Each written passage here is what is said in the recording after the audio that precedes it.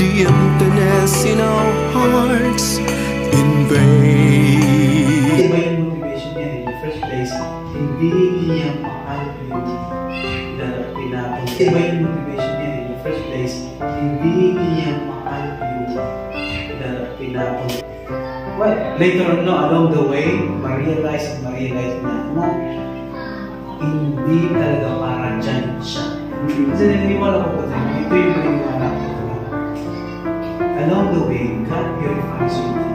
In Him alone is our hope. In Him alone is our strength. In Him alone are we justified.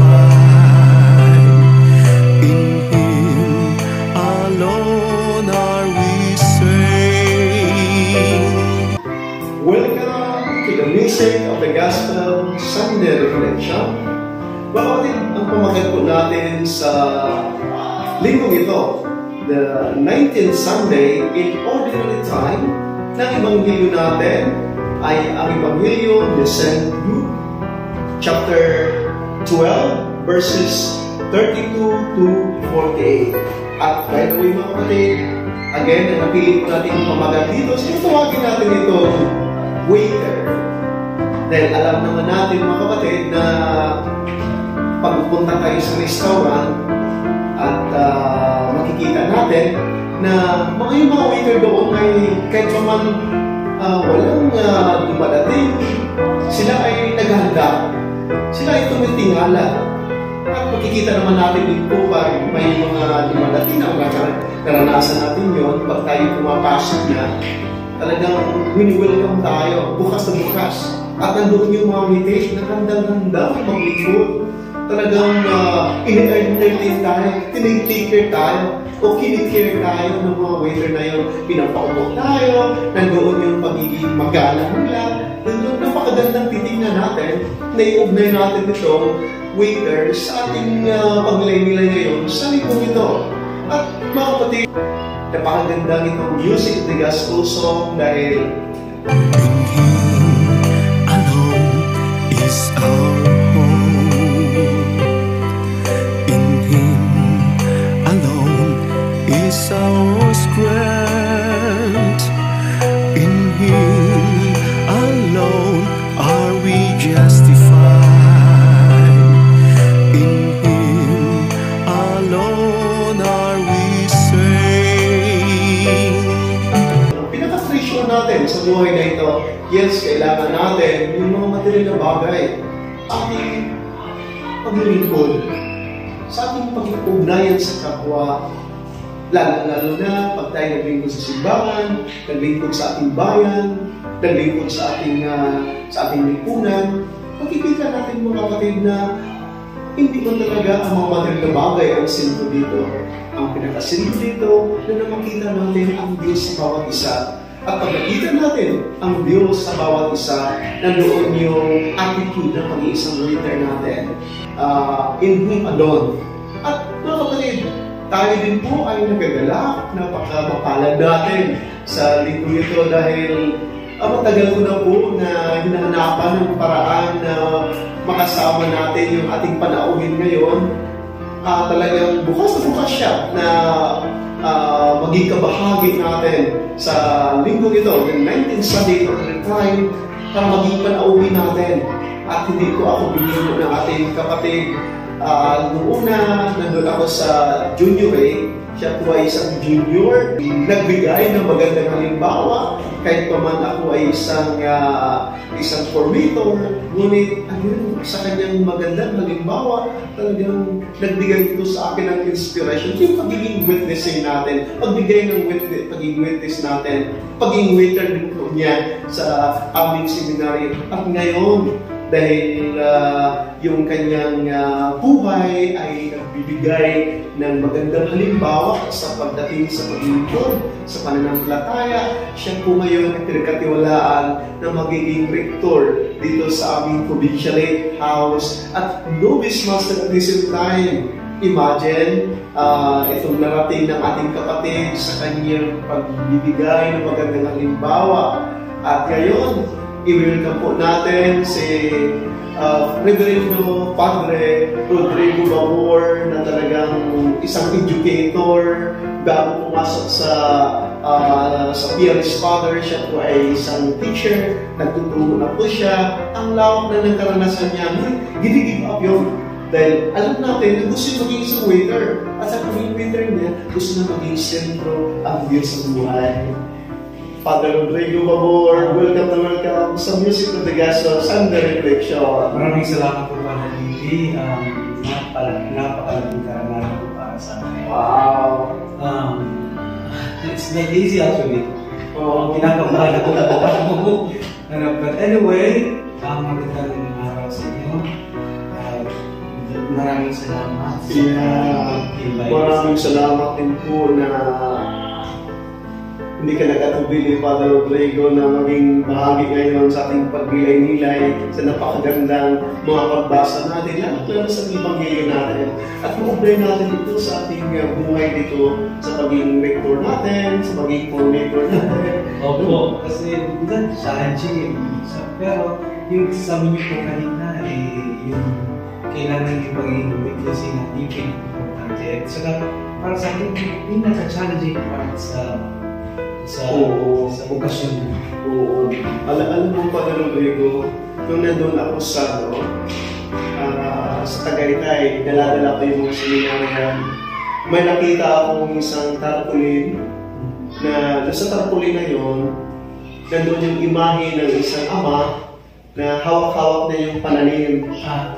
At yung kanyang kaliwang kamay naman, naka-touch doon sa soil, sa ground. Na handa-handa niya itanim yung yung pananim na yun. Ngunit sa gilid niya, nandoon din po yung anak niya, na hawak-hawak din po yung pananim. At tinitingnan mo na siya. At alam mo, tatlong bagay na nakikita ko dito. Unang-unang bagay dito na nagbigay siya ng magandang halimbawa sa kanyang anak. No? Para baka tinasik niya, tinatanim niya yung magandang gawain sa kanyang anak at inumpisahan niya ito. Tinuturuan niya yung kanyang anak. At ang pangalawang bagay dito na talagang yung papakumbaba niya na tinatouch niya yung ground na hindi tayo pala pwede makapag-form kung hindi na tayo dito magbigay ng gandang halimbawa. Kaya nga po yung pinagkasama anyway, naniniwala po ako na pag-isentro mo lang yung Diyos sa buhay mo, ano yung possible? Everything is possible. Yun nga, napakaganda yung sinasabi nyo, ilagay lang natin ang Diyos sa buhay natin. Ang lahat ay imposible. Sa tingin mo ng tao ay imposible, ngunit pagtiwala natin sa Diyos ang buhay natin, talagang everything will become possible. Yes, based on also the experience that we witnessed. Ako naka-witness talaga sa ganyan na iwan ko kung paano ko gagawin, pero naniniwala ako dahil sa paniniwala ko. Hindi ko, bahala ka na. Wow! At sa experience ko naman, sa seminary, talagang maraming mga challenges, no? Pero isa lang dyan is isentro, tapos masaya ka sa ginagawa ko. Wow! Alam mo, ito yung pinag-uusapan natin na paging sentro, dahil sentro ako din sa buhay mo, masaya ka. Masaya. Yeah. Yun yung pinaka-importante doon. Siguro ito din po yung, di ba, sa unang pagbasa natin, o sa mga pagbasa natin, na Abraham, di ba? Pinag-mention din si Abraham na kinausap siya ng Diyos na Abraham, pupunta ka doon sa ibang lugar. Yun yan. Dahil sentro niya na yun ng Diyos. Kaya pa, talagang assured siya doon sa kanyang kinilalagyan. Opo, kahit alam niya na maraming mga pagsubok na along the way before he can reach there to the promised land. Pero yung paniniwala niya po Oo. Yung pinaka-importante doon. Ayun lang, mahalaga talaga, hindi niya lang, hindi niya lang kung ano po yung mangyayari. At ito yung pananampalataya po, na sa pananampalataya natin, may mga bagay na hindi natin alam kung ano mangyayari. Pero we are hopeful.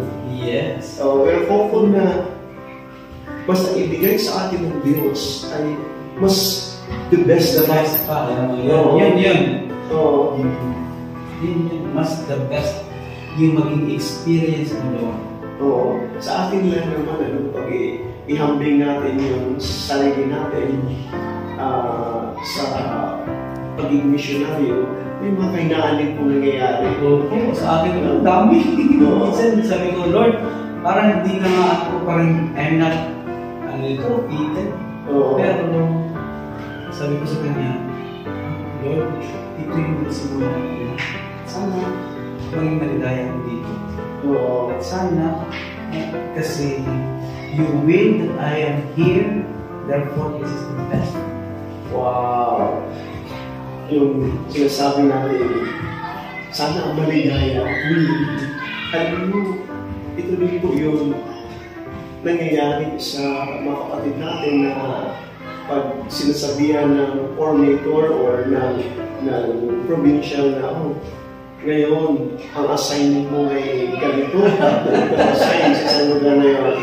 Yun yung pinakakaba para sa akin. Actually ako excited din. At the same time, kaya ko ba yan? At lalo na, pag unang-una, yung magkasama mo doon ay senior sa'yo. Senior sa'yo at pag minsan, napakahirap na lugar, o na nakikita mo hirap-hirap ng lugar na yun. Bakit mapadala ako dito? Hindi maging kasundo yung mga tao dito. Mahirap na masaya. Pero para sa akin, pag nakita mo na yung bukasyon mo na doon ka, or natanggap mo sa sarili mo na, I am for this one, or kanang yung bang nakikita mo na dyan yung mission mo, dyan ka pinadala.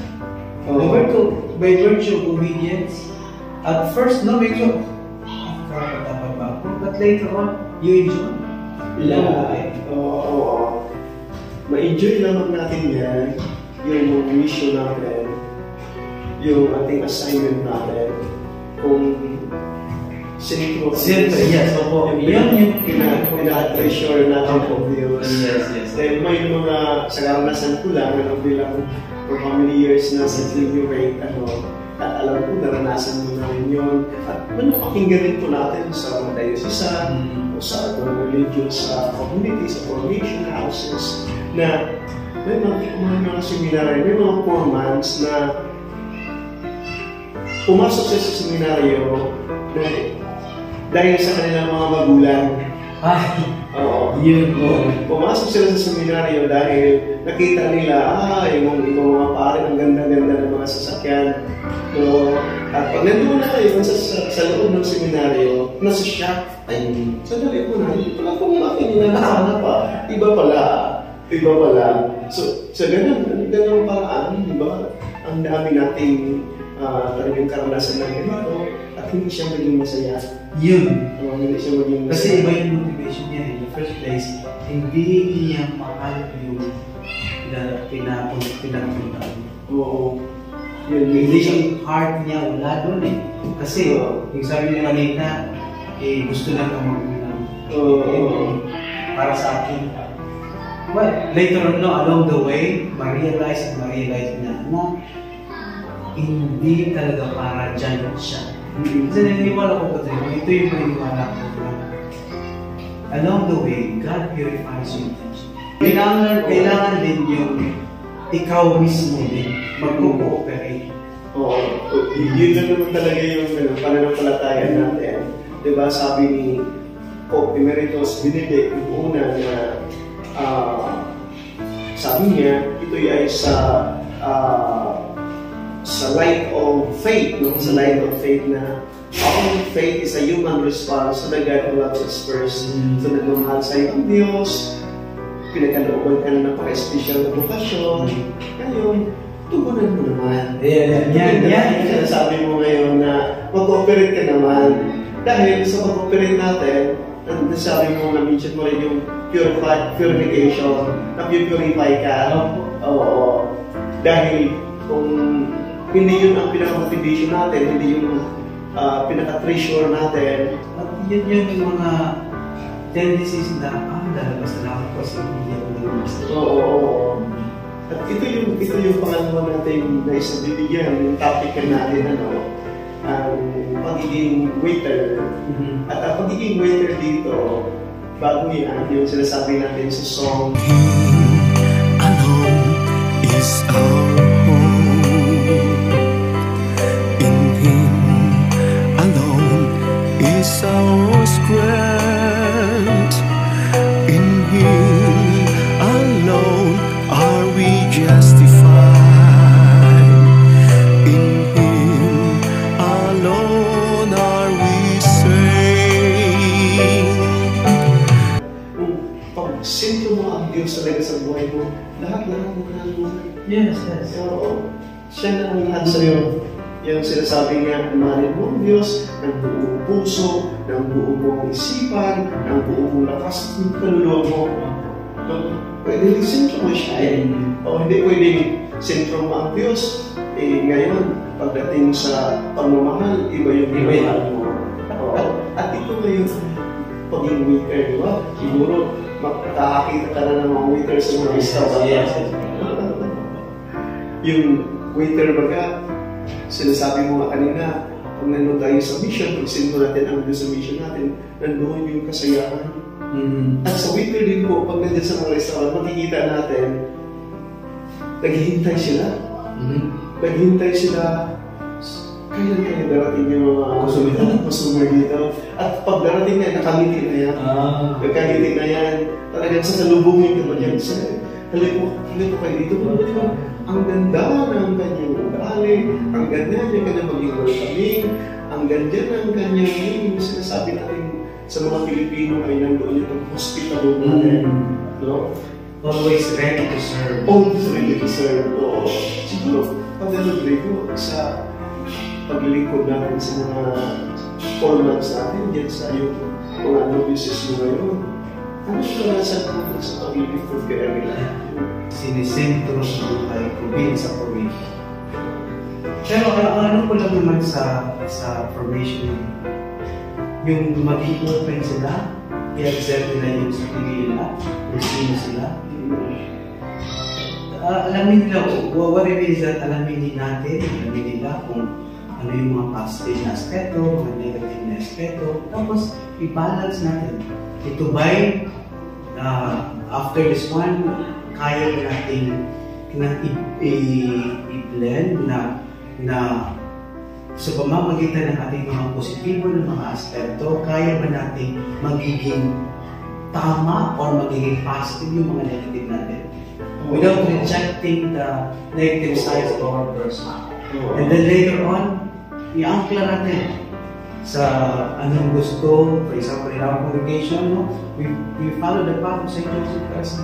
Ready ba tayo para mag-servisyo para sa mga kabataan at sa mga youth natin? Wow! At saka, patungo kay Kristo. Kaya ba natin silang dalhin patungo kay Kristo?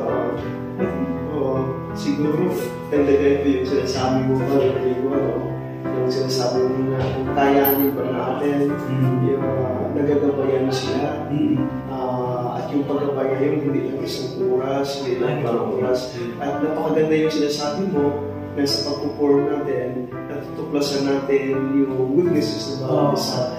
But, ang napakaganda sa doon sinasabi mo na we use the opportunity na yung weakness ng isang tao ay it-turn to be positive.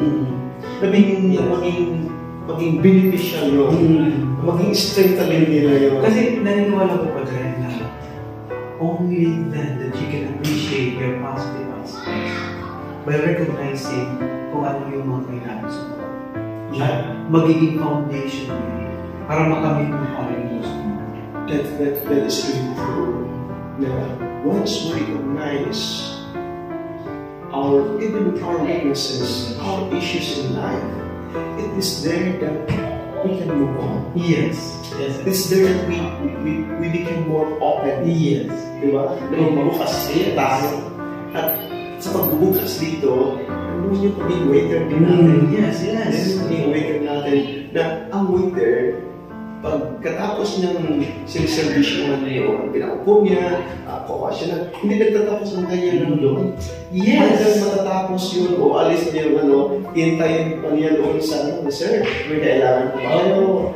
Ano pang kailangan mo, sir? Pag-alis naman, sir, balik po kayo. Di ba naman maganda? At nakikita ko yun, ang pag-alibrigo, yung sinasabi kong image na nakita ko yung papa at yung anak nagtatanim sa pagbibigay ng witness o paging witness natin, hindi na nagtatapos isang pagkakataon. Then ang pagtatanim ka ngayon, inalagaan mo yan. Yes. Tinitake care mo yan, di ba? Tinitake care mo yan at talagang tinitingnan mo, may mga damo man, kinukuha yung damo, kung hindi man makinig siya, ilalagay natin ng pang-suporta. Every time pwede magiging po. Kahit tayo. Kahit sa bukasyon natin. Huwag lang natin relax. Para sa atin relax. Pero alalahan mo kung ano yung mission at kung sino si Kristo sa buhay. Wow! Siguro napaganda rin po pala na titingnan natin yung buhay ng ating founder. Yes. Si Joseph Calasalis, no? Magpipista pa naman ngayong August 25. August 25 at mag-umpisa na yung mga lupinaryo natin sa 16, no? Sa 16. Makikita natin kung paano naging waiter si Joseph Calasalis, no? Na yung natuklasan niya yung mga bata. Yes. He suffered physically, no? Kasi hindi sino ginagawa niya. Na, imagine you have to go to the free-freeze, tapos yung mga bata ka doon. Children, for example, and it's not easy to educate or to take care. Dalhin mo yan, patungo kay Kristo. Yeah, it's not easy. It's not easy. Ngunit dahil sentro niya ang Diyos. Yun yung nakikita. Yes. Diyos sa mga batang ito, alam mo, nilitbo niya yung pangarap niya. Yes. Pag-isang tanong lawyer, siguro nangarap din siya maging isang bishop. Oo. Ngunit, yung natuklasan niya, pinakasentro sa kanyang buhay, pinaka-pressure niya, ang nilitbo niya. At doon, kahit nagsasuffer siya physically, pero inside, yung bagay, yung ano niya parang masaya. Sobrang saya. Nakikita niya yung treasure doon. Nasa kabila ng kahirapan, nandun yung totoong saya. That is the real essence of being a missionary. If it is true na yes, naghihirap ka man, you suffer a lot. Physically. Pero mentally sometimes. Yes, physically. There is joy. Yes. At the same time, we cannot explain where is there? There is this spring of joy na namumutawi sa ano natin, sa paglilingkod natin. At that is in Diyos Calasalis na yung natuklasan niya ito, para siya nagtatalim. Dahil hindi niya pinapabayaan itong mga bata ito. Anong sabi niya na, I have found the definitive way to serve God through these children, and I will never leave it for anything in this world. Yes, maganda. So, para sa ating katulad sa Joseph Calasalis, na I am hoping also the same hope na para sa mga students na na sana makikita natin.